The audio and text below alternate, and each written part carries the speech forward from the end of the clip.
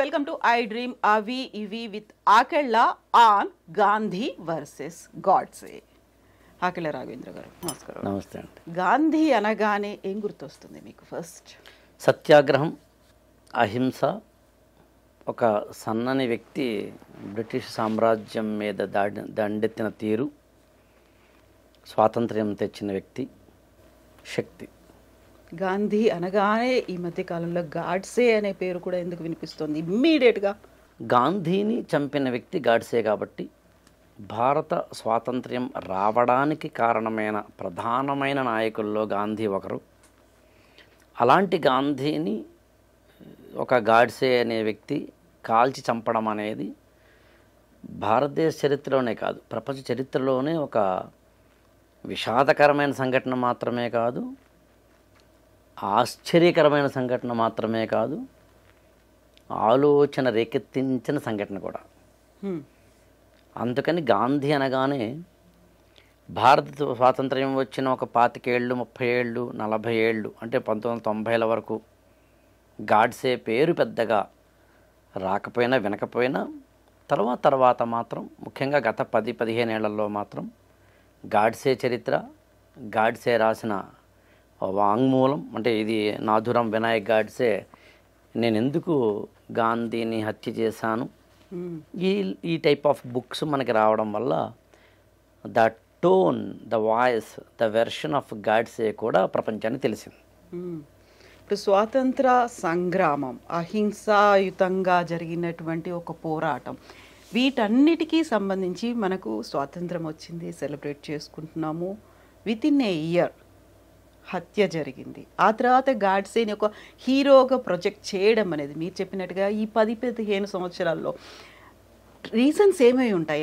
ఎవరు ఏమైనా ఫ్రేమ్ చేశారా? ఇది ఒక రకంగా పుష్ చేస్తూ వస్తున్నటువంటి సిద్ధాంతం అదేం కాదండి. బేసికల్గా ఏంటంటే గాంధీ మహాత్ముడికి సంబంధించిన ఒక ఇంపాక్ట్, ఒక ఇంప్రెషన్, ఒక ఇన్ఫ్లుయెన్స్ భారతదేశం మీద తరం నిరంతరం ఎలాగూ ఉంటుంది. 1947 ఆగస్టు 15 భారతదేశానికి స్వాతంత్ర్యం వచ్చింది. స్వాతంత్ర్యం వచ్చిన ఒక 5.5 నెలలకే 1948 జనవరి 30 గాంధీని గాడ్సే హత్య చేశారు. అంటే ఒక 5.5 నెలల్లోనే దేశానికి స్వాతంత్ర్యాన్ని తీసుకొచ్చిన ఒక వ్యక్తిని, ఒక శక్తిని హత్య చేయడం అనేది చాలా అతిపెద్ద సంఘటన. ఎందుకు జరిగి ఉండాలి?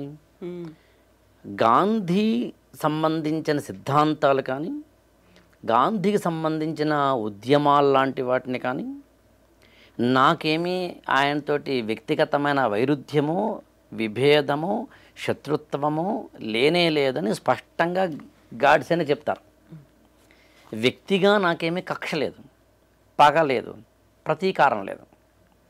ఆయన సిద్ధాంతాలు ఆయనకు ఉండొచ్చు, కానీ దేశానికి స్వాతంత్ర్యం రావడం అనే ఒకానొక క్రమ పరిణామంలో జరిగిన కొన్ని ఘట్టాల్లో గాంధీజీ స్పష్టంగా మిస్టేక్స్ చేశారు అన్నది గాడ్సే వాదన. ఇంకా గమనించాల్సిన విషయం ఒకటి ఉంది. గాంధీని చంపేసిన తర్వాత గాడ్సే తను కాల్చుకోలేదు, పారిపోలేదు, అజ్ఞాతంలోకి వెళ్ళిపోలేదు. తానే స్వయంగా పోలీసులకి లొంగిపోయారు, సరెండర్ అయిపోయారు. పైగా దాదాపుగా ఒక గాంధీ మరణించినప్పటి నుంచి ఒక 21 నెలలకి నాథురాం వినాయక్ గాడ్సేకి ఉరి శిక్ష వేయడం జరుగుతుంది. అంటే ఒక 2 years అనుకోండి, కాస్త అటు ఇటుగా. ఈ 2 ఏళ్లలో అనేక వాదనల్లో గాంధీని తాను ఎందుకు చంపాను అనేదాన్ని గాడ్సే సుస్పష్టంగా చెప్పడం జరుగుతుంది. సమర్థించుకున్నారు. ఖచ్చితంగా సమర్థించుకుంటాడుగా. తప్పు చేశాను, చంపడం తప్పే. ఒక వ్యక్తిని ఇంకొక వ్యక్తి చంపడం ఎప్పుడు తప్పే. ఒక వ్యక్తికి ఇంకొక వ్యక్తికి శిక్ష వేసే అర్హత ఎవ్వరికీ లేదు. చట్టాలు, కోర్టులు, న్యాయస్థానాలు, లేకపోతే కనుక పోలీసులు మనం ఏర్పరచుకున్న ఒకానొక అది ఏమంటామంటే కాన్స్టిట్యూషనల్ వే ఆఫ్ ఎగ్జిక్యూషన్ ఉంటుంది. మనిషి ఇంకొక మనిషిని తిట్టడం కానీ, విమర్శించడం కానీ, కొట్టడం కానీ, శిక్షించడం కానీ చేసే హక్కు లేదు. ఆ మాట మనం చెప్పడం కాదు, గాడ్సేనే చెప్తాడు స్వయంగా ఇందులో. నేనేమి గాంధీని చంపడం రైట్ అంటలేదు, తప్పే, కానీ చెయ్యక తప్పని తప్పు అంటాడు అతను. అనివార్య పరిస్థితులు అనివార్యం, చెయ్యక తప్పదు నాకు. అందుకని గాంధీని ఎందుకు చంపాననే దాన్ని గాడ్సే దాదాపు ఒక 160-170 పేరాల్లో చెప్తాడు అతను. ముఖ్యంగా 26 పాయింట్లు చెప్తాడు గాంధీని ఎందుకు చంపాను అనే వాటిలో సుస్పష్టంగా 26 పాయింట్లలో స్పష్టంగా A to Z ఎక్కడెక్కడ ఏ మిస్టేక్స్ గాంధీ చేశారనే దాన్ని బేస్ చేసుకుని చెప్తారు. ఇక్కడ గమనించాల్సిన విషయం ఒకటి ఏముందంటే 1947లో స్వాతంత్ర్యం వచ్చినప్పుడు దేశం విడిపోయింది. ఈ 2 nation theory, Pakistan and India అనే 2 దేశాల ఏర్పాటు అనేది ఒక అనివార్యమైన పరిస్థితి ఏర్పడింది. ఇది నిజానికి ఈ దేశ విభజన అనేది మామూలుగా ఇవాళ 77 సంవత్సరాల తర్వాత మనకి పెద్దగా పెయిన్ఫుల్గా అనిపించకపోవచ్చు. 77 సంవత్సరాల కిందట అంటే 1947లో అప్పటి భారతీయుల అఖండ భారతదేశం మనది. ఈ పక్కన బంగ్లాదేశ్ మనది, ఆ పక్కన పాకిస్తాన్ మనది, మధ్యలో ఇవాళ మనం అనుకుంటున్న ఏదైతే భారతదేశం ఉందో ఇవంతా మనదే. ఈ అఖండ భారతదేశంతో ముడిపడిన జీవితాలు అవి. ఇప్పుడు ఒక్కసారిగా దేశం విడిపోయింది అన్నప్పుడు కాందిశీకులుగా, శరణార్థులుగా అటు పాకిస్తాన్ నుంచి ఇండియాకో, అంటే ఇవాళ ఇండియాకో, ఇండియా నుంచి పాకిస్తాన్కో, ఇక్కడ వాళ్ళు అక్కడికో, అక్కడ వాళ్ళు ఇక్కడికో వెళ్ళిపోవాల్సిన పరిస్థితి. పైగా దేశ విభజన అనేది మామూలుగా అయితే ఒక జాతిపరమైన అంశము, ఇంకొక అంశం అయితే కనుక బ్రాడర్ సెన్సిటివిటీ ఉంటుంది సోషియాలజీలో, బ్రాడర్ సెన్సిటివిటీ. అలా కాకుండా మతము అనే ఒక కోణం మీద ఆధారపడి విడిపోయింది. అదే ప్రాతిపదికన, మత ప్రాతిపదికన విడిపోవడం వల్ల వచ్చే ఇబ్బంది ఏముంటుందంటే చాలా సెన్సిటివిటీ ఎక్కువ ఉంటుంది. ఎప్పుడైతే సెన్సిటివిటీ ఎక్కువ ఉందో మత కల్లోలాలు జరిగినాయి, మత ఘర్షణలు జరిగినాయి. ఇక్కడ వారు అక్కడికి, అక్కడ వారు ఇక్కడికి వెళ్ళిపోవాల్సిన పరిస్థితి. అది బస్సుల్లో వెళ్ళిపోయిన వాళ్ళు ఉన్నారు, ట్రైన్స్లో వెళ్ళిపోయిన వాళ్ళు ఉన్నారు, బండ్లు కట్టుకుని వెళ్ళిపోయిన వాళ్ళు ఉన్నారు, మోసుకుంటూ వృద్ధుల్ని తీసుకెళ్ళిన వాళ్ళు ఉన్నారు. అయితే ఇడిసిపోతే నడిసి వెళతా అయ్యసారు అన్నట్టుగా మీరు వదిలేస్తే చాలు, బస్సులు వద్దు, బండ్లు వద్దు, వెళ్ళిపోతాము అన్నవాళ్ళు ఉన్నారు. 10 లక్షల మంది చనిపోయారు ఒక్క ఆ ఇన్సిడెంట్లో. కొన్ని నెలల గ్యాప్లో 2 కోట్ల మంది కనీసం డిస్ప్లేస్ అవ్వాల్సిన పరిస్థితి. అంటే నిర్వాసితులైపోయి తమ ఇళ్ళు, తమ గూడు, తమ ఆఫీసులు, తమ ఉపాధి, తమ పిల్లల చదువులు, తమ మతాలు, తమ మత గ్రంథాలు, తమ మత విశ్వాసాలు, మత స్థలాలు, ప్రార్థనా ఆలయాలు, అది మస్జిద్ కావచ్చు, అది గుడి కావచ్చు, వీటన్నిటిని విడిపోయిన ఒకనొక పరిస్థితిని 1947 ఆగస్టు 15 నుంచి మనం చూసినప్పుడు నిజంగా అయితే కళలో నీళ్ళు వస్తాయి. అందులో మెజారిటీ సంసిద్ధంగా లేరు, ఎప్పుడు ఉండే అవకాశం లేదు, ప్రజలు ఎప్పుడు కూడా సంసిద్ధంగా ఉండే అవకాశం లేదు. ఎందుకంటే బ్రాడర్ అవుట్లుక్లో చూసినప్పుడు ప్రజలకి ఇవన్నీ సంబంధం ఉండదు. అందుకే అమాయకులు, నిరక్షరాస్యులు, అక్కడ ఉన్న సామాన్య ప్రజలకి ఎప్పుడు ఇబ్బంది అవుతుంది. మీకు ఈ ఇన్సిడెంట్స్ మీద ఆధారపడి చాలా పుస్తకాలు కూడా వచ్చినాయి. మీకు ఖుష్వంత్ సింగ్ అని ఆయన ట్రైన్ టు పాకిస్తాన్ ఒక నావెల్ రాశారు. అలాగే రావి పార్ అని ఒక కథల సంపుటి ఉంది, హిందీలో వచ్చింది, తర్వాత ఇంగ్లీష్లో ట్రాన్స్లేట్ అయ్యింది. గుల్జార్ అని ఆయన రాశారు. గుల్జార్ అంటే ఫేమస్ లిరిసిస్ట్. ఆ కథల సంపుటి టైటిలే రావి పార్. రావి పార్ అంటే రావి అనే నదిని దాటడం అని. మనకి బియాసు, సట్లజు, సింధు, రావి నదులు భారత పాకిస్తాన్ల మధ్యన ఉంటాయి. 5 నదులు. సింధు నది నాగరికత పుట్టింది అక్కడే. అప్పట్లో ఈ అంటే కాందిశీకులుగా, శరణార్థులుగా వెళ్ళిపోవడం అనేది ఒక్కసారి ఊహిస్తేనే కానీ మనకు అర్థం కాదు. యాక్చువల్గా రోజుకి లక్షల మంది, వేల మంది ఏం దొరికితే అది పట్టుకుని వెళ్ళిపోయే ఒకనొక పరిస్థితి ఉన్నప్పుడు రావిపార్ అనే కథానికలో రాస్తారు ఆయన. ఒక ఫ్యామిలీ, 2 పిల్లలు, వాళ్ళిద్దరు కూడా కవల పిల్లలు. అదే last train to reach India, ఇంకా తర్వాత ట్రైన్స్ లేవు, వీ హ్యావ్ టు గో. 2 పిల్లలతోటి తల్లి తండ్రి కిక్కిరిసిపోయిన రైలు బోగీల్లో, అంటే 100 మంది పడతారు ఒక బోగి అనుకుంటే దాదాపు ఒక 300-400 మంది పట్టేంత రైలు బోగీల్లో పైన కూర్చుని కింద కూర్చుని బాత్రూంలో కూడా కూర్చుని పట్టుకుని ఒకళ్ళ మీద ఒకళ్ళు పడిపోయి వెళుతున్న ఒకానొక సందర్భంలో, అది కూడా దాదాపు ఒక 2 రోజులు 3 రోజుల జర్నీ అది రైలు, అంతేకాని కేవలం ఏదో ఒక అరగంటో గంటో కాదు. ఒక కపుల్, ఒక దంపతుల వాళ్ళకి 2 కవల పిల్లలు ఉంటే అందులో ఒక అబ్బాయి ఈ జర్నీలో చనిపోతాడు. ఆ అబ్బాయికి ఒక 5 ఏళ్ళు 6 ఏళ్ళు ఉండుండొచ్చు. చనిపోతే ఇప్పుడు ఇంకా 2 రోజులు 1.5 డేనో జర్నీ ఉంటుంది కాబట్టి చుట్టుపక్కల వాళ్ళు, అమ్మ మీ అబ్బాయి చనిపోయాడు కాబట్టి బయటనే పాడేయండి, వేరే మార్గం లేదు, లేకపోతే కంపు వస్తుంది అంటే ఒప్పుకోదు తల్లి, తండ్రి కూడా ఒప్పుకోడు. ఎంత కాదనుకున్నా చూస్తూ చూస్తూ కన్న కొడుకుని అలా వదిలేసుకొని కదులుతున్న రైల్లోంచి కింద పడేయడం జరగదు. ఆమె వెక్కి వెక్కి ఏడుస్తూ రాత్రంతా ఏడుస్తూ ఒక అర్ధరాత్రి పూట ఎప్పుడు పడుకుంటుంది ఆమె తల్లి, తనకి గుర్తు తెలియనంతగా. అప్పుడు ఆ చుట్టుపక్కల ఒకళ్ళిద్దరు ఏం చేస్తారంటే ఈ తండ్రి నెమ్మదిగా లేపి, అరే మీ ఆవిడ పడుకుంది కదా, ఈ చనిపోయిన పిల్లాడిని ఎప్పుడైనా బయటపడే, పైగా రావి నది దాటుతున్నప్పుడు మనం నదిలో పాడేస్తే పుణ్యం కలుగుతుంది, అందుకని సద్గతే లభిస్తుంది నీ కొడుకు, పని చెయ్యి, లేకపోతే కంపు కొట్టేస్తుంది అన్నప్పుడు ఆ తండ్రి ఏం చేస్తాడంటే భార్యకి తెలియకుండాను చుట్టుపక్కల వాళ్ళు చూడకుండాను ఇద్దరు ఇచ్చిన కంపల్షన్ తోటి పిల్లవాడిని తీసుకుని ట్రైన్లోంచి రావి నదిలోకి తోసేస్తాడు. తోసేస్తే ఆ గాల్లో ఉన్నప్పుడు ఆ శిశువు లేదా ఆ 5-6 ఏళ్ల పిల్లవాడు కెవ్వుమని అరుస్తాడు. అంటే ఈ హడావిడిలో, ఈ కంగారులో, ఈ ఎమోషన్లో, ఈ ప్రెషర్లో, ఈ బాధలో, ఈ ఆవేదనలో బతికి ఉన్న శిశువునేమో బయటకి గెంటేసి చనిపోయిన శిశువుని మాత్రం ఒడిలోనే పెట్టుకున్న ఒక తండ్రి దీన గాథని రావిపారనే కథ చెప్తుంది.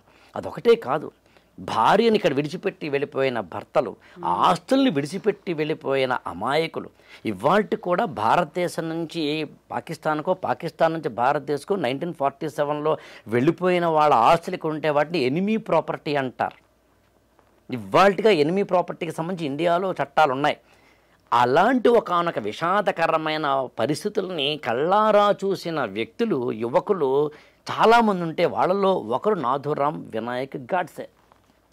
ఈ పరిస్థితి కారణం ఎవరు అన్నప్పుడు గ్లేరింగ్గా కనిపిస్తున్న ఉదాహరణ, వ్యక్తి, నేత ఎవరంటే మహాత్మా గాంధీ. గాంధీ సత్యాగ్రహము, అహింస, లేకపోతే ఉపవాస దీక్ష, నిరాహార దీక్ష, మౌనవ్రతము అలాంటి అత్యున్నతమైన సిద్ధాంతాలని ప్రపంచ చరిత్రలోనే ఏ నాయకుడు తీసుకురాలేదు. మీకు అమెరికన్ విప్లవమైన, ఫ్రెంచ్ రెవల్యూషన్ అయినా, even Russian and Chinese revolution ఎక్కడ చూసినా హింసాత్మకతతోటి ఉంటుంది. సత్యాగ్రహము, ధర్మాగ్రహము, అహింస, ఉపవాస దీక్ష, మౌనవ్రతము, నిరాహార దీక్ష ఇలాంటి వాటితో ఉండవు. ఆ విషయంలో ఖచ్చితంగా గాంధీ ఇచ్చిన మార్గం చాలా గొప్పది. కానీ అదే సమయంలో గాంధీ తప్పులు చెయ్యలేదు అనడానికి కూడా మనం ముందుకు వెళ్ళడానికి లేదు. చరిత్ర చెప్తుంది సుస్పష్టంగా. విచిత్రం ఏంటంటే గాంధీ చనిపోవడానికి ఒక 1 వీక్ ముందు, అంటే జనవరి 22, 1948న టీజీ టెండూల్కర్ అనే ఒక రచయిత గాంధీ మీద 6-7 పుస్తకాల వాల్యూమ్లు మహాత్మా అనే పేరుతోటి రిలీజ్ చేస్తారు. అంటే అప్పటికి రాస్తారు ఆయన. అది స్వయంగా గాంధీ దగ్గరికి వెళ్ళి గాంధీజీకి చూపించి స్పెల్లింగ్ మిస్టేక్లతో సహా, ఐఫన్లతో సహా, ఫుల్ స్టాప్లతో సహా, కామాలతో సహా, కోలన్లు, సెమీకోలన్లతో సహా కరెక్షన్ చేయించుకుంటారు. అదొక ప్రాసెస్లో దాదాపు 1 year 2 years పాటు జరుగుతుంది. అది ఇండియన్ గవర్నమెంటే పబ్లిష్ చేసింది. సాక్షాత్తు జవహర్లాల్ నెహ్రూనే దాన్ని ఎండార్స్ చేశారు. గాంధీయే స్వయంగా క్రాస్ చెక్ చేసి బయటకు వచ్చిన పుస్తకాలు. అందులో కూడా గాంధీజీ చేసిన మిస్టేక్స్ మనకి స్పష్టంగా గ్లేరింగ్గా కనిపిస్తాయి. గాంధీజీ రాసిన సత్యంతో నా ప్రయోగాలనే ఆత్మకథలో కూడా కొంతవరకు కనిపిస్తాయి. అంటే ఏతావాత గాంధీజీ యొక్క సత్యాగ్రహము లాంటి వాటికి సంబంధించిన ప్రపంచ చరిత్రలో ఆ తర్వాత వచ్చిన Martin Luther king, Nelson Mandela లాంటి వాళ్ళకి స్ఫూర్తి ప్రదాత అయిన ఒకానొక మంచి మార్గం ఉన్నప్పటికీ ఖచ్చితంగా గాంధీజీ తప్పులు చేయలేదని మాత్రం అనడానికి లేదు. ఆ తప్పులు ఏం చేశారనే దాన్ని గాడ్సే కూడా సుస్పష్టంగా చెప్పడం జరిగింది. ఇందులో ఇంకొక విషయాన్ని స్పష్టంగా మనం అర్థం చేసుకోవాలి. అదేంటంటే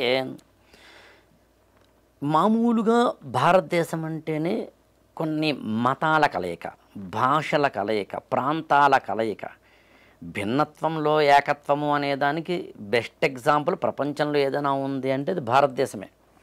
అందునే భారతదేశాన్ని ఉపఖండంగా చెబుతాం, సబ్ కాంటినెంట్ అంటాం. అంటే ఒక కాంటినెంట్కి ఎన్ని లక్షణాలు ఉంటాయో వైవిధ్యం పరంగా అన్నీ ఉంటాయి ఈ దేశానికి అనే అర్థంలో. అందుని భారతదేశం అనేది వివిధ మతాల కలయిక కాబట్టి ఒక సెన్సిటివ్ ఇష్యూగా మతపరమైన అనైక్యతో ఐక్యతో ఏదో ఒకటి మాత్రం ఈ దేశానికి ఎప్పుడూ ఉంటుంది. గాంధీజీ దాదాపు ఒక 20-21 సంవత్సరాల పాటు దక్షిణాఫ్రికాలో ఉన్నారు. ఒక లాయర్గాను బారిస్టర్గాను పనిచేశారు. అక్కడ ఆయన సత్యాగ్రహం లాంటి వాటికి సంబంధించిన సక్సెస్ని లేదా విజయాలను చవి చూసిన వ్యక్తే. ఆ తర్వాత ఇండియాకు వస్తారు ఆయన. 1915 జనవరి 9 ఆయన ఇండియాకు వచ్చారు.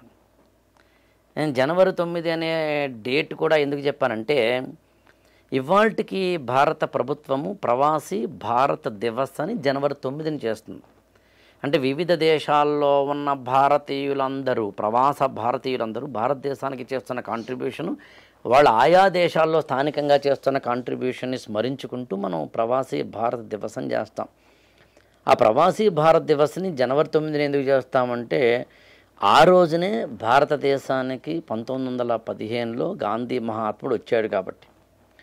ఒక ప్రవాస భారతీయుడై భారతదేశానికి తిరిగొచ్చి భారతదేశ స్వాతంత్ర్యాన్ని సాధించడానికి తన యొక్క అన్ని అంటే త్యాగాలను చేసి, మళ్ళీ ఈ పదం కూడా నాథురాం వినాయక్ గాడ్సేనే చెప్తారు తన వాంగ్మూలంలో. ఆయన చాలా కష్టాలు పడ్డారు, ఆయన చాలా తన యొక్క అంటే వ్యక్తిగతమైన వాటన్నిటిని వదులుకున్నారు, నేనే కాదంటం లేదు అనే అర్థం వచ్చేలాగా. సో అలాంటి గాంధీ మహాత్ముడు భారతదేశానికి వచ్చిన రోజు మనం ప్రవాసీ భారత దివసం చేస్తాం. ఇక్కడ చాలా విపులంగా మనం సుస్పష్టంగా ఒక 4-5 పాయింట్లు చెప్పుకోవాలి. అందులో ఒకటి ఏంటంటే 1915లో మహాత్మా గాంధీ భారతదేశానికి వచ్చే సమయానికి భారతదేశంలో స్వాతంత్ర్య పోరాటం ఉవ్వెత్తున జరుగుతోంది. అప్పటికే ఆయన దక్షిణాఫ్రికాలో ఒక విజయం సాధించిన నేత. అందుకని ఇండియా వచ్చిన తర్వాత భారత రాజకీయాల్లో స్వాతంత్ర ఉద్యమానికి సంబంధించి తన పాత్ర ఏమిటి, నేను ఏం చెయ్యాలి అనే కాంట్రిబ్యూషన్ ఏంటి అనే దాంట్లో గాంధీ మహాత్ముడు అనుకున్నప్పుడు గాంధీ సుస్పష్టంగా భారతదేశ రాజకీయాలలో అప్పటికి మనకి 3 లేయర్స్ ఉంటాయండి. Higher level and upper class, lower class, middle class. Jawaharlal Nehru కానీ, మోతీలాల్ నెహ్రూ కానీ, చిత్తరంజన్ దాస్ అంటే ఒక మనకి భారతదేశంలో 1885లో ఇండియన్ నేషనల్ కాంగ్రెస్ వచ్చే సమయానికి భారత రాజకీయాలకు సంబంధించి ఇప్పుడు మనం మాట్లాడుతున్న 1915 అనుకుంటే అక్కడో 15 ఇక్కడో 15 ఒక 30 ఏళ్ళు అనుకుంటే ఈ ఎవరైతే లీడర్లుగా మనం చెబుతామో వాళ్ళందరూ కూడా హయ్యర్ క్లాస్కి మాత్రమే, ఎడ్యుకేటెడ్ స్ట్రాటాకి మాత్రమే లిమిట్ అయిన వాళ్ళు. ఒక ఫిరోజ్ షా మెహతా కానీ, దాదాబాయి నౌరోజీ కానీ, బాలగంగాధర తిలక్ కానీ, గోపాలకృష్ణ గోఖలే కానీ. నేను ఈ 4 పేర్లు ఎందుకు చెప్పానంటే ఈ 4 పేర్లు ఈయన చెప్పారు కాబట్టి. నేను ఇవాళ తీసుకుంటున్న ఈ వాక్యాలన్నీ కాస్త అటు ఇటుగా ఇందులోంచి తీసుకుంటున్నవే. మరి పదే ప్రతిసారి ఫుట్ నోట్ నేను చెప్పలేకపోవడం తప్ప ఈయన చెప్పిన మాటల్ని కొంచెం కోటబుల్గా చేస్తున్నాను. ఈ 4 నాయకుల్ని ఎందుకు గాడ్సే చెప్తారంటే ఈ 4 అంటే ఇందాక నేను చెప్పిన ఫిరోజ్ షా మెహతా కావచ్చు, దాదాబాయి నౌరోజీ కావచ్చు, బాలగంగాధర తిలక్ కావచ్చు, అయితే గోపాలకృష్ణ గోఖలే కావచ్చు. గోఖలే అంటే సాక్షాత్తు గాంధీ మహాత్ముడి యొక్క గురువు, రాజకీయ గురువు. ఈ 4 భారతదేశంలో 1915 నాటికి అంటే ఇండియాకి దక్షిణాఫ్రికా నుంచి గాంధీ మహాత్ముడు వచ్చే సమయానికి అప్పర్ క్లాస్ నుంచి లోయర్ క్లాస్ వైపుకి మిడిల్ క్లాస్ మీదుగా భారత స్వాతంత్ర ఉద్యమాన్ని తీసుకెళ్తున్న రోజులు అవి. అదే టైంలో లాల్ బాల్ పాల్ అనేది ముగ్గురి త్రయం కూడా వినిపించింది. ఎగ్జాక్ట్లీ. ఈ ప్రాసెస్లో మిడిల్ క్లాస్ మీదుగా లోయర్ క్లాస్కి వెళుతున్న ఒకనొక రాజకీయ పరిణామ దశని అర్థం చేసుకున్న వ్యక్తి మహాత్మా గాంధీ. అదే సమయంలో ఇంకొకటి ఏం జరిగింది అక్కడంటే, ఇప్పుడు చెప్పిన ఈ నలుగురు కూడా 1915 నుంచి 1920లకు వచ్చేసరికి మరణించడం కూడా జరిగింది, కాస్త అటు ఇటుగా. అంటే ఎవరైతే రాజకీయ పరంగా మిడిల్ క్లాస్లోంచి లోయర్ క్లాసులోకి భారత స్వాతంత్ర ఉద్యమాన్ని తీసుకెళ్తున్నారో ఆ సమయానికి ఈ నలుగురు కూడా వివిధ కారణాల వల్ల ఒక 4-5 ఏళ్ల గ్యాప్లో మరణించడం వల్ల సరిగ్గా అప్పటికి భారతదేశంలోకి వచ్చి గాంధీ 5 ఏళ్ళు అవుతుంది, అంటే 1920. 1920ని గాంధీ మహాత్ముడు ఎలా చూస్తారంటే, ఈ నలుగురు కూడా రాజకీయ మీద ఎవర్నిక మీద అంటే తెర మించి వెనక్కి వెళ్ళారు కాబట్టి ఇప్పుడు మాస్ మూమెంట్గా తీసుకురావడానికి ఒక అవకాశం ఏర్పడింది. కాబట్టి రాజకీయ శూన్యత, పొలిటికల్ వ్యాక్యూమ్ని భర్తీ చేసిన వ్యక్తిగా, అందుకనే కొల్లాయి కట్టి ఒక తుండుగుడ్డ మాత్రమే కట్టుకొని షర్ట్ కూడా వేసుకోకుండా ఏ ఆచ్ఛాదన లేకుండా ఒక చిన్న కళ్ళజోడు మాత్రమే, ఒక చిన్న కర్ర మాత్రమే పట్టుకుని అవసరమైతే పాదయాత్రలు, అవసరమైతే నిరాహార దీక్షలు లాంటి వాటితోటి ఒక వినూత్నమైన సత్యాగ్రహ దీక్షను భారతదేశానికి అందించి 1920ల నాటికి మాస్ మూమెంట్ లీడర్గా ఎదిగిన వ్యక్తి మహాత్మా గాంధీ. అప్పటికి సామాన్యుడికి ప్రతినిధిగా కూడా భావించారు ఆయన వేషాన్ని చూసిన తర్వాత. ఎగ్జాక్ట్లీ, అందులో డౌట్ లేదు. కానీ గమనించాల్సిన విషయం ఏంటంటే, భారతదేశంలో ముస్లింలకు సంబంధించి వారి వెనకబాటుతనం, వారిలో ఒక అంటే సమాజంలో వెనకబడిపోకుండా ఉండి వారిని అభ్యున్నతిలోకి తీసుకెళ్ళాలి అనే ఒక ఉద్యమం అలీఘర్ మూమెంట్ అని వస్తుంది.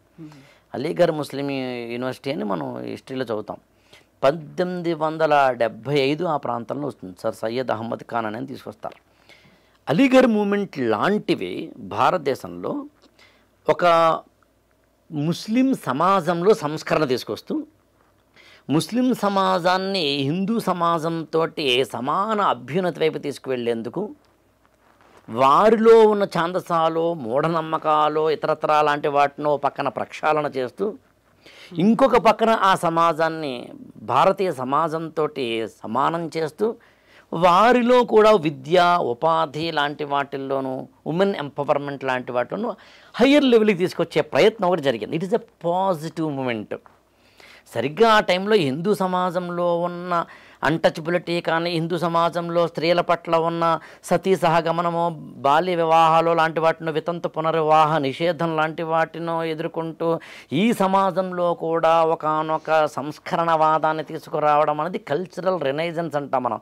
1858 తర్వాత మనకి సుస్పష్టంగా కనిపిస్తుంది సాంస్కృతిక పునరుజ్జీవనం అనే పేరుతోటి.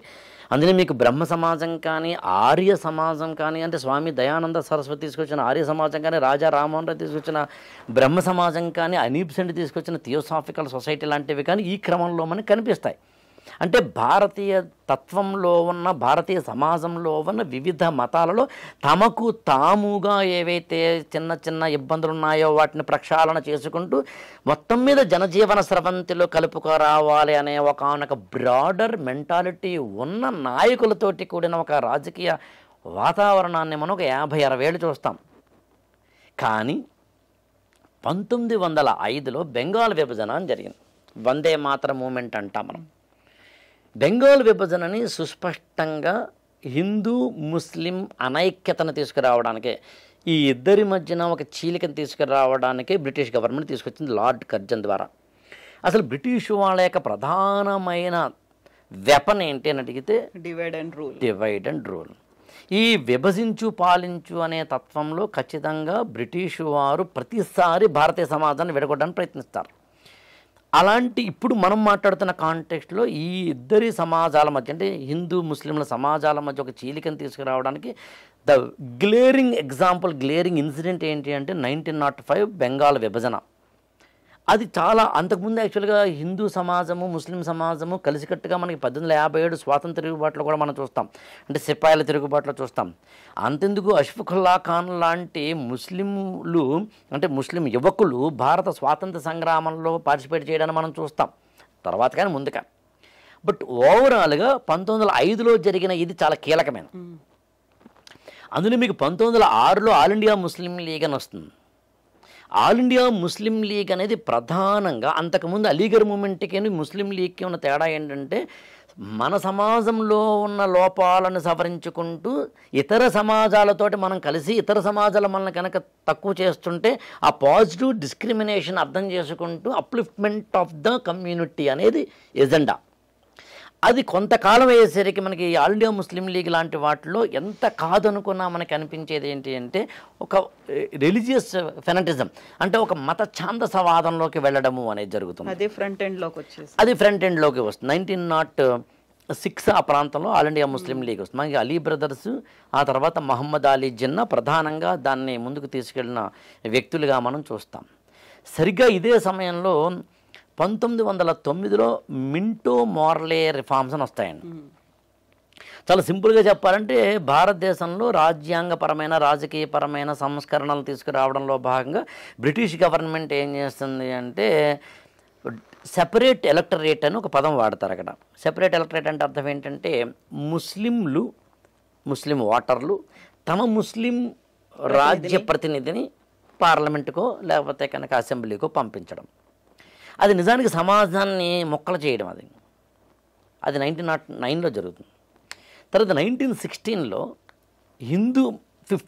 హిందూ మహాసభ అని వస్తుంది. మదన్ మోహన్ మాలవీయ ప్రారంభిస్తారు. యాక్చువల్గా నాథురాం వినాయక్ గాడ్సే ఆ హిందూ మహాసభ ఆర్ఎస్ఎస్ కార్యకర్త. ఆయన అందరూ చాలా సుస్పష్టంగా ఇందులో చెప్తాడు, నేను కొంతకాలం ఆర్ఎస్ఎస్లో పనిచేసి హిందూ మహాసభలో పనిచేసిన వ్యక్తిని అని. అంటే 1915-20 నాటికి భారతదేశంలో హిందూ ముస్లిం యూనిటీ అనేది దెబ్బతింది. ఇది గమనించిన నేత గాంధీ. ఇప్పుడు గాంధీ ముందున్న ఆప్షన్ ఏంటంటే అతిపెద్ద సవాల్ కూడా ఏంటంటే నేను పోరాడాల్సింది బ్రిటిష్ వాళ్ళ మీద. బ్రిటిష్ వారి మీద నేను పోరాడాలి అంటే నా దేశంలో ఉన్న అందరూ నాతో కలిసి రావాలి. అన్ని కులాలు కలిసి రావాలి, అన్ని భాషలు కలిసి రావాలి, అన్ని మతాలు కలిసి రావాలి, అన్ని సంఘాలు కలిసి రావాలి, అన్ని ప్రాంతాలు కలిసి రావాలి, అన్ని వర్గాలు, వయోవర్గాలు, స్త్రీ పురుష భేదాలు అన్నీ అందరూ కలిసి రావాలి. కలిసి రావాలి అంటే నేను ముస్లింలను నా వైపు అట్రాక్ట్ చేయాలి. హిందూ ముస్లింల చీలికలతోటి ఈ దేశాన్ని విభజించి పాలించాలనుకుంటున్న బ్రిటిష్ వారికి నేను సమాధానం చెప్పాలి అంటే నేను కూడా ముస్లింలను చేరదీసుకోవాలి.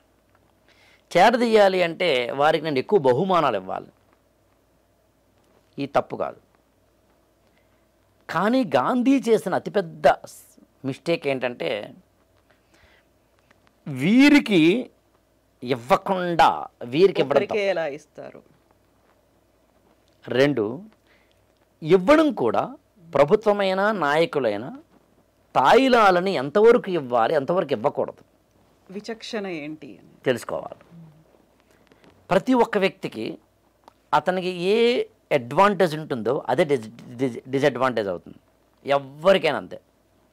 ఏ వ్యక్తికైనా, ఏ నాయకుడికైనా, ఏ సంఘానికైనా మీకు ఏది డిసడ్వాంటేజ్ చెప్పండి అది అడ్వాంటేజ్ అవుతుంది, ఏది అడ్వాంటేజ్ చెప్పండి అది డిసడ్వాంటేజ్ అవుతుంది. గాంధీకి బ్రిటిషు వారిని ఎదుర్కోవడానికి నేను ముస్లింలను చేరదీసినప్పుడు వారు నాతోటి కలిసి వస్తే అప్పుడు నేను హిందూ సమాజం ఎలాగూ నాతో ఉంటుంది, అప్పుడు ఇద్దరినీ కలిసి తీసుకువెళ్ళవచ్చు అనే ఒకనొక ఆలోచన. నిజంగా చెప్తున్నానండి, ఈ పుస్తకంలో గాడ్సే ఈ పాయింట్ని ఎంత లాజికల్గా, రేషనల్గా, ఎగ్జంప్లిఫరీగా ఇన్స్టెన్సెస్ తోటి చెప్తే ఆశ్చర్యపోతాం. అదే ఇప్పుడు చాలా కన్విన్సింగ్గా అనిపిస్తోంది. ఎగ్జాక్ట్లీ. కన్విన్సింగ్ అనే పదం కూడా నేను వాడిన. కన్విన్సింగ్ అనేది కూడా ఎక్కడో కిట్టుబాటే కాదు, ఇట్స్ రైట్. గాంధీని గాడ్సే చంపడం తప్పేమో తప్ప చంపడానికి ఒకానొక ప్రేరేపించిన ఘట్టాలు మాత్రం రైట్. ఆ కారణాలు ఏవైతే ఉన్నాయో సుస్పష్టంగా. అందుకని 1920లలోంచి చూస్తే గాంధీ మహాత్ముడు ఒక విధంగా ఈ హిందూ సమాజాన్ని ముస్లిం సమాజాన్ని సమానంగా ముందుకు తీసుకువెళ్ళాలి అనే ఒకానొక ఆలోచన కాకుండా ఎవరైతే డిప్రెస్డ్గా ఉన్నారో వారిని ముందు తీసుకురావాలనే ఒకానొక ఆలోచన చేయడం వల్ల ఒక స్టేజ్కి వచ్చేసరికి అది ఈ పక్కనేమో ముస్లిం సమాజాన్ని తాను పూర్తిగా ఆకర్షించలేకపోయారు. ఎట్ ద సేమ్ టైం హిందూ సమాజానికి ముస్లిం సమాజానికి మధ్యన డివిజన్ చీలిక పెరిగిందే తప్ప తగ్గలేదు. గాంధీకి ఆ మొండి పట్టుదల ఒక తప్పు చేసిన తర్వాత దాని నుంచి వెంటనే మళ్ళీ కరెక్షన్ చేసుకోవడం కాకుండా మళ్ళీ తప్పు చేయడము అనేది ఇంకొకసారి ఏదో చేయడం అనేది జరిగింది. ఎంత బాగా చెప్తారంటే గాంధీ గురించి ఇక్కడ కొన్ని ఉదాహరణలుగా చెప్తే 26 పాయింట్లు ఇందామని మాట అన్నాను నేను. 26 ఘట్టాల్లో గాంధీజీ చేసిన మిస్టేక్స్ని చెప్తారంటే ఊహించండి. యాక్చువల్గా అందులో కొంచెం హిందుత్వవాదంగా మనకు అనిపించవచ్చు, కానీ కొన్నిట్లో మాత్రం ఖచ్చితంగా అంటే ఇవన్నీ ఎలా ఉంటాయంటే ఆనాటి ఎప్పుడూ కూడా టెక్స్ట్ అండ్ కాంటెక్స్ట్ అనే పదం వాడతాం. ఒక ఇన్సిడెంట్కి కాంటెక్స్ట్ ఏంటనే పదం వాడతాం. ఆ కాంటెక్స్ట్లో చూసినప్పుడు గాంధీజీ కూడా రైట్ అనిపిస్తుంది మనకి. అందుకే నేను మీకు ఆశ్చర్యపోతారండి, గాంధీ పాయింట్ ఆఫ్ వ్యూలో గాడ్సేని విమర్శిస్తూ వచ్చిన పుస్తకాలు ఉన్నాయి తెలుగులో. అంటే ఇంగ్లీష్లో వచ్చినవి తెలుగులో అనుకోండి, translations what I want to convey. Godse point of వ్యూలో గాంధీని విమర్శిస్తూ వచ్చిన పుస్తకాలు ఉన్నాయి. ఇది ఎవరి వెర్షన్ వాళ్ళది. కానీ నేను ఈ ఎపిసోడ్లో మాత్రం సమన్వయంగా ఇద్దరిది తప్పు కాదు, లేదా ఇద్దరిది తప్పే, పరిస్థితులను అర్థం చేసుకుంటూ ఎక్కడ ఏం మిస్టేక్ జరిగిందో చూసి రాబోయే తరాలకి ఆ మిస్టేక్ ఇవాళ నాయకులు చేయకూడదని చెప్పే ప్రయత్నం యాక్చువల్గా ఈ ఎపిసోడ్ ఉద్దేశం. రాకిళ్ళ గారు, గాడ్సే హత్య చేశారు గాంధీని. అక్కడ డివిజన్ అనేది ఉండకుండా ఉంటే బాగుండేది, ఆ తప్పు గాంధీ వల్లే జరిగింది అనేది గాడ్సే బలంగా నమ్మారు. నిజంగా అవే రీజన్స్గా ఆయన పేర్కొన్నారు కూడా. ఒకవేళ ఆ డివిజన్ గాంధీ కనుక ఆ తప్పు చేయకపోయి ఉంటే డివిజన్ అనేది జరగకపోయేది, ఈ పాకిస్తాన్ అనేది ఉండకపోయేది, భారతదేశంలోనే భాగస్వామ్యం అయ్యేది. ఇప్పుడు జరుగుతున్నటువంటి కంటిన్యూస్గా అవుతున్నటువంటి కాన్సిక్వెన్సెస్ ఇవన్నీ చూసిన తర్వాత నిజమే కదా, జరగకుండా ఉంటే బాగుండేది కదా, విభజన అనేది లేకుండా ఉంటే బాగుండేది కదా. బట్ అలాంటి పరిస్థితులు అప్పుడున్నాయా? ఇక్కడ సరిగ్గా ఇదే. ఇక్కడ ఏంటంటే మామూలుగా ఇలాంటి వాటిని పులి మీద స్వారీ అని పదం వాడతారు. దిగలేవు, ముందుకి వెళ్ళలేవు, ముందుకి నడపలేవు, అలా అని చెప్పి పులినేమీ పట్టుకోలేవు. పులి మీద కూర్చున్నావు, స్వారీ చేయక తప్పదు. వెళ్తే ఎవరిని భక్షిస్తుంది తెలీదు, దిగితే నిన్ను భక్షిస్తుంది. గాంధీకైనా ఎవరికైనా యాక్చువల్గా లీడర్షిప్ క్వాలిటీస్లో అక్కడే వాట్ ఆర్ యూ అని తెలుస్తుంది. యాక్చువల్గా ఎలా బ్యాలెన్స్ చేశారు అది చారిత్రకంగా ఉన్న అనేకమైన అంశాలలో మనకి కనిపించేది అదే. గాంధీ చేసిన మిస్టేక్స్గా గాడ్సే చెప్పిన 26 అన్నీ ఇక్కడ మనకి టైం సరిపోదు, కానీ ఉన్నంతలో చూస్తే ఒకటి ఖిలాఫత్ మూమెంట్. ఖిలాఫత్ మూమెంట్లో ఎక్కడో టర్కీలో ఉన్న ముస్లింలకు సంబంధించిన ఖలీఫా యొక్క ప్రాధాన్యాన్ని బ్రిటిష్ గవర్నమెంట్ తగ్గిస్తోంది అనే దాన్ని ఆధారం చేసుకొని ఖిలాఫత్ మూమెంట్ని భారతదేశంలోకి తీసుకురావడం ద్వారా ముస్లిం కమ్యూనిటీకి బాసటగా ఇండియన్ నేషనల్ కాంగ్రెస్ నిలుస్తుంది. డైరెక్ట్గాను ఇండైరెక్ట్గాను గాంధీజీ కూడా నిలుస్తారు. దాంతో స్వాతంత్ర సమర యోధులందరూ నిలుస్తారు. దీని ద్వారా కలిసి ఉండే ప్రయత్నం హిందూ ముస్లిం ఐక్యతకు సాధ్యం అనే దాన్ని ఆధారం చేసుకుని గాంధీజీ ఖిలాఫత్ మూమెంట్ తీసుకొచ్చారు. బట్ అది ఫెయిల్ అయింది. అలాగే మోప్లా తిరుగుబాటు కేరళ ప్రాంతంలో మలాబార్ అనే ఏరియాలో మోప్లాలని ఒక ముస్లిం కమ్యూనిటీ దాదాపు ఒక 1000 సంవత్సరాల కిందట అరబ్ కంట్రీస్ నుంచి భారతదేశానికి వచ్చిన వారు ఇప్పటికీ ఉన్నారు. వారు స్థానికంగా ఉన్న హిందువుల మీద దాడులు చేయడం లాంటివి చేసినప్పుడు గాంధీజీ ఏ స్టాండ్ తీసుకోవాలి అంటే బాధితుల స్టాండ్ తీసుకోలేదు. అలాగే ఆర్య సమాజం మీద దాడి చేయడం జరిగింది గాంధీజీ. ఆర్య సమాజం అనేది భారతదేశంలో సుస్పష్టంగా గో బ్యాక్ టు వేదాస్ అని స్వామి దయానంద సరస్వతి అనే ఆయన ఇచ్చిన ఒక స్లోగన్ తోటి భారతీయ సనాతన ధర్మాన్ని ప్రాణవాయువుగాను ఆత్మగాను కలిగి ఉన్న ఒక అత్యద్భుతమైన ఏమంటామంటే సంస్థ. సంస్కరణలు కూడా తీసుకొచ్చి సత్యార్థ ప్రకాశిక అని మంచి బుక్. అలాంటి ఆయన రాస్తారు, స్వామి దయానంద సరస్వతి రాస్తారు. అలాంటి ఒకానొక సంస్థ మీద అది హిందూ తత్వంలోకి వెళుతోందన్న ఉద్దేశంతో దాని మీద నిషేధము దాడి చేయాలని ప్రయత్నించడం గాంధీజీ చేసిన ఒకటి. ఇవన్నీ గాడ్సే చెప్పిన తప్పుల గురించి ఇక్కడ మనం జడ్జింగ్ చేయట్లేదు, కానీ గాడ్సే చూసిన కళ్ళల్లోంచి ఉన్న తప్పులు యాక్చువల్గా. అలాగే మీకు ఆ వందే మాతరము అనే దాన్ని కూడా నిషేధించాలి అని, అంటే అన్ని చోట్ల కాదు, భారత జాతీయ కాంగ్రెస్ మీటింగ్లోను వాటిలోనూ వందే మాతరం పాడాల్సిన అవసరం లేదు అనే ఒకనొక అంశాన్ని, వాదనని కూడా గాంధీజీ తీసుకురావడం జరుగుతుంది. ఇంకా ఏంటంటే సింధు రాష్ట్రం అని ముంబైకి పైన, గుజరాత్ పైన ఉంటుంది, దాన్ని విడగొట్టడము, విభజించడము అనే దాన్ని కూడా మద్దతు ఇచ్చిన వ్యక్తిగా మనకి గాంధీజీ కనిపిస్తారు. ఇంకా అత్యంత దారుణమైన విషయం అంటే హిందీ, హిందుస్థానీ అని రెండు భాషలు కనిపిస్తాయి. మీకు నార్త్ ఇండియాలో ఇటు మరాఠీ కానీ, గుజరాతీ కానీ, రాజస్థానీ కానీ, బీహారీ అంటే కాశ్మీరీ కానీ, హర్యానీ కానీ, బీహారీ కానీ, ఇటు ఒరియా కానీ, బెంగాలీ కానీ, నార్త్ ఇండియాలో లాంగ్వేజ్ ఉంటాయి. సంస్కృతము, ప్రాకృతము, పాళీ, పైశాచి, మాగధి, అర్ధమాగధి, శౌరసేని ఇట్లాంటి భాషలు ఉంటాయి. ఈ భాషల్లో ఉర్దూ మనకి తెలుసును, హిందీ కూడా తెలుసును. ఉత్తర భారతదేశంలో ఎక్కువగా హిందీ భాషలు ఉంటారు. మధ్యయుగాల్లో అంటే 13-14 శతాబ్దాల ఆ ప్రాంతాన్ని ఈ ఉర్దూ అనేది ఒక ప్రధాన భాషగా అప్పుడు కనిపిస్తుంది. ఒకప్పుడు ఉర్దూ ఉంది. ఉర్దూ అనగానే మనకు గుర్తొచ్చేది ముస్లిం లేక భాషగా చూస్తాం.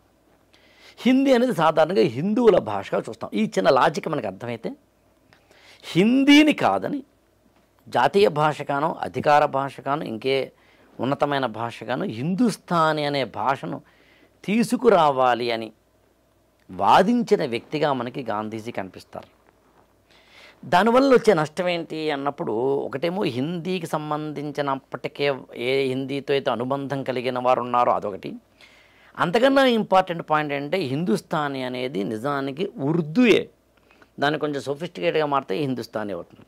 అంటే హిందుస్థానీ అనే ఒక భాషని జాతీయ భాషగానో, అధికార భాషగానో, ఉన్నతమైన భాషగానో తీసుకురావాలని గాంధీజీ ఇచ్చిన వాదనలోంచి ఏం జరుగుతుందంటే, అటు తిరిగి ఇటు తిరిగి ఉర్దూ ద్వారా ముస్లింలకు మళ్ళీ పెద్దపీట వేయడము లాంటివి జరుగుతాయి.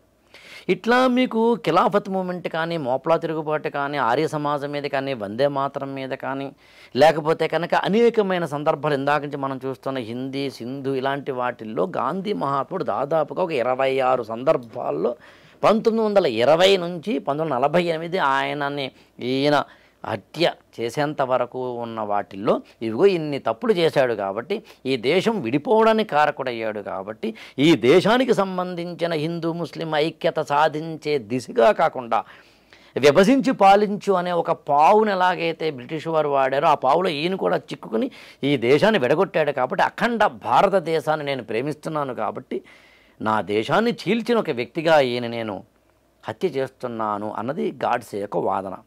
ఇక్కడ ఇంకొక విషయాన్ని కూడా చెప్పాలి మనం. అదేంటంటే క్షణిక ఆవేశంలో చేసింది కాదు గాడ్సే, ఉద్రేకంలో చేసి ఉండొచ్చు, ఆవేశంలో చేసి ఉండొచ్చు. 1947లో స్వాతంత్ర్యం వచ్చిన తర్వాత 1948 జనవరి ఆ ప్రాంతానికి భారతదేశంలో ఇందాక మనం బిగినింగ్ ఆఫ్ దిస్ ఎపిసోడ్ చెప్పుకున్నట్టుగా అనేకమైన మత ఘర్షణలో, ఇతర ఘర్షణలో జరగడం అనేది ఎప్పుడైతే జరిగిందో ఆ ప్రాసెస్లో ఖచ్చితంగా ఒక్క మాటలో చెప్పాలి అంటే ఒక ఇంతకన్నా రక్తపాతం ఉండదా అనేంత రక్తపాతం జరిగింది. మరో పక్కన కాశ్మీర్ ఇష్యూలో పాకిస్తాన్ మన మీదకి యుద్ధాన్ని ప్రకటించింది, యుద్ధంకి వచ్చేసింది. పాకిస్తాన్ పుట్టిన 3 నెలలకే జరిగింది అది, ఎప్పుడో కూడా కాదు. 1947 అక్టోబర్లో స్టార్ట్ అవుతుంది యుద్ధం కాస్త అటు ఇటుగా. ఇప్పుడు పాకిస్తాన్ అంతకుముందు మన సోదర దేశం అయితే ఉండొచ్చు, ఇప్పుడు ఆల్రెడీ విడిపోయిన దేశం, పక్కలో బలిలా అప్పుడే మన మీద యుద్ధాన్ని ప్రకటించిన దేశం. ఈ అల్లకల్లోలాలు, మత ఘర్షణలు పరాకాష్ఠకు చేరుతున్న దశ. ఈ దశలో గాంధీజీ జనవరి 13, 1948 ఆయన ఏమంటామంటే నిరాహార దీక్ష చేస్తారు. మామూలుగా గాంధీజీకి నిరాహార దీక్ష చేయడం అనేది ఒక అత్యంత కీలకమైన ఆయుధాల్లో ఒకటి. ఆయన నాకు తెలిసి ఆయన మొత్తం జీవితంలో 18 వరకు నిరాహార దీక్షలు చేశారు ఇండియాలో. 18 సార్లు. 1915లో ఆయన భారతదేశానికి వస్తే 48లో మరణించే వరకు, అంటే స్వాతంత్రం పొందిన 47లో స్వాతంత్రం అనుకుంటే కనుక ఒక 32 ఏళ్ళు 33 ఏళ్ళు టైం ఫ్రేమ్లో ఆయన 18 సార్లు చేశారంటే కాస్త అటు ఇటుగా ఎవ్రీ 2 ఇయర్స్కి ఒకసారి అతిపెద్ద దీక్ష చేశారు, మధ్యలో ఇంకా చాలాసార్లు చేశారు ఆయన. అలా జనవరి 13, 1948లో ఆయన చేసిన నిరాహార దీక్ష దేనికోసం అంటే మత కల్లోలాలు సద్దుమణగడం కోసం. దాదాపు 100 మంది వరకు మత పెద్దలు, వివిధ రకాల మత పెద్దలు వచ్చి, ప్రతినిధులు వచ్చి గాంధీతో కూర్చుని మాట్లాడి ఆ నిరాహార దీక్షను విరమింప చేయడానికి ప్రయత్నిస్తారు. అది జరిగింది ఒక 5 రోజుల తర్వాత, అంటే జనవరి 18 నాటికి. అప్పుడు 7 షరతులు విధిస్తారు గాంధీజీ.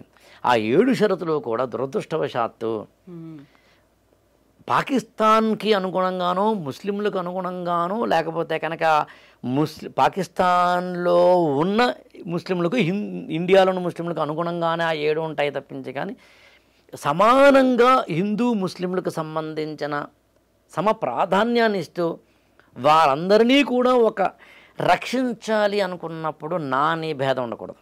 అందులో ప్రధానంగా అవన్నీ హిందూ వ్యతిరేకంగా కనిపిస్తాయి. అప్పుడు ఖచ్చితంగా కనిపిస్తాయి. అందులో ఆ 7 షరతులు కూడా అనేసరికి నాథురామ్ వినాయక్ గాడ్సే కానీ, నారాయణ దత్తాత్రేయ ఆప్టే లాంటి వారికి కానీ, వీర సావర్కర్ కానీ, గోపాల్ గాడ్సే అంటే నాథురామ్ వినాయక్ గాడ్సే తమ్ముడికి కానీ, డాక్టర్ పర్చూరి లాంటి వాళ్ళకి కానీ, ఒక 9 నుంచి 12 మంది యువకులకి అది ఖచ్చితంగా రక్తాన్ని మరిగించేలాగా, నరాలని ఆవేశంలోకి పొంగుకొచ్చేలాగా, ఒక తీవ్రమైన ఆవేశానికి తీసుకెళ్లేలాగా చేయడం అనేది అత్యంత సహజమైన కార్యకారణ సంబంధంలోంచి వచ్చిన కాజ్ అండ్ ఎఫెక్ట్లోంచి వచ్చినదే అది.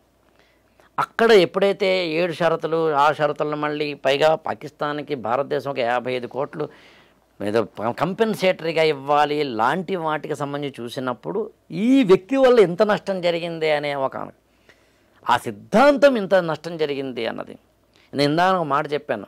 అదే అడ్వాంటేజ్ డిసడ్వాంటేజ్ అవుతుంది, అదే డిసడ్వాంటేజ్ అడ్వాంటేజ్ అవుతుంది అన్నట్టుగా ఆ హిందూ తత్వ భావజాలమే ఒక నాథురామ్ గాడ్సేనేమో ఒక వ్యక్తినే హత్య చేసేంత స్థాయికి ప్రేరేపించగా, గాంధీ ఏమో తాను పట్టుకున్నది అది అవసరమైతే కాలంతో పాటు దానికి రిలవెన్స్ పోతే కనుక దాన్ని వదిలేయగలగాలి అనే ఒకనొక తాత్విక చింతనలోకి వెళ్ళలేకపోవడం అనే బలహీనత కనిపిస్తుంది 79 సంవత్సరాలు అప్పుడు ఆయనకి.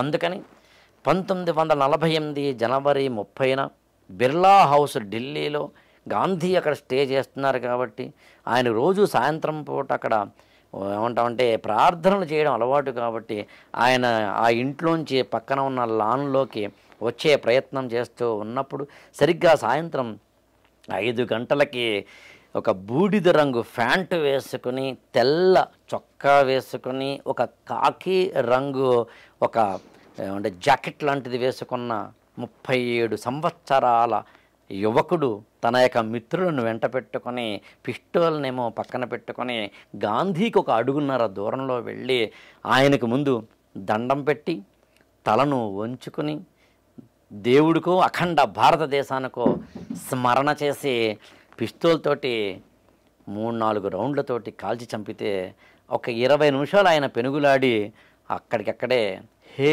రామ్ అంటూ మరణించడం అనే ఒకనొక విషాదకర ఘట్టం జరిగిన తర్వాత దాన్ని మనం ఇవాల్టి కళ్ళల్లోంచి చూసినప్పుడు వీరి తప్ప వారి తప్ప అనేది కాకుండా 149 మంది సాక్షుల్ని పరిశీలించిన తర్వాత అప్పటి న్యాయస్థానం ఈ ఇద్దరికి అంటే నారాయణ దత్తాత్రేయ ఆప్టేకి అదేవిధంగా నాథురామ్ వినాయక్ గాడ్సే అని ఇద్దరికి మాత్రం ఉరిశిక్ష తప్పనిసరిగా వెయ్యాలి అని, వీర సావర్కర్ వినాయక్ దామోదర్ సావర్కర్ మాత్రం నిర్దోషిగా ప్రకటించబడాలి అని, మిగిలిన వారికి మాత్రం యావజ్జీవ కారాగార శిక్ష వెయ్యాలి అని ఒకానొక తీర్పునివ్వడం ద్వారా 1949 నవంబర్ 15 నాడు మార్నింగ్ 8 o'clockకి అంబాలా జైల్లో ఈ ఇద్దరికి ఉరిశిక్ష వేయడం జరుగుతుంది. ఉరిశిక్ష వేసినప్పుడు కూడా కళ్ళల్లో నిర్మలత్వమే, గుండెల్లో ధైర్యతత్వమే, చేతిలోనేమో అఖండ భారత పటము అంటే అఖండ భారతదేశము అనే దానికి సంబంధించిన ప్రేరేపించిన పటము, అదేవిధంగా భగవద్గీత ఓ చేతిలోనూ, కాషాయ జెండా ఓ చేతిలోనూ వెళ్ళి ఉరికంబం ఎక్కి భగత్ సింగ్ లాంటి వారిలో చెప్తారు యాక్చువల్గా ఆ ఉరి తాడుని ముద్దు పెట్టుకున్నంతగా ఆవేశపడ్డాడు అంటారు. అలా వెళ్ళి ఆ నమస్తే సదా వత్సలే మాతృభూమి అంటూ ఆ మాతృదేశానికి ప్రణమిల్లి దైవతత్వంగా భావిస్తున్న మాతృమూర్తి అయిన భారతదేశానికి ఒక అత్యద్భుతమైన అర్పణ చేసి చేతిలో ఉన్న భగవద్గీత ఇతర వస్తువుల్ని పక్కనున్న ఆఫీసర్లకి ఇచ్చి అఖండ భారత్ అమర్ రహే అనే ఒకానొక నినాదాన్ని అక్కడ ఉన్న జైలు గోడలు మాత్రమే కాకుండా భారతదేశం ఆ పక్కన ఎక్కడో ఉన్న ఆఫ్ఘనిస్తాన్ వరకు ఈ పక్కన ఎక్కడో ఉన్న మయన్మార్ వరకు వినిపించేలాగా దిక్కులు పిక్కటిల్లేలాగా చెప్పి వందే మాతర నినాదంతో అసువులు బాసిన వ్యక్తి నాథురామ్ వినాయక్ గాడ్సే.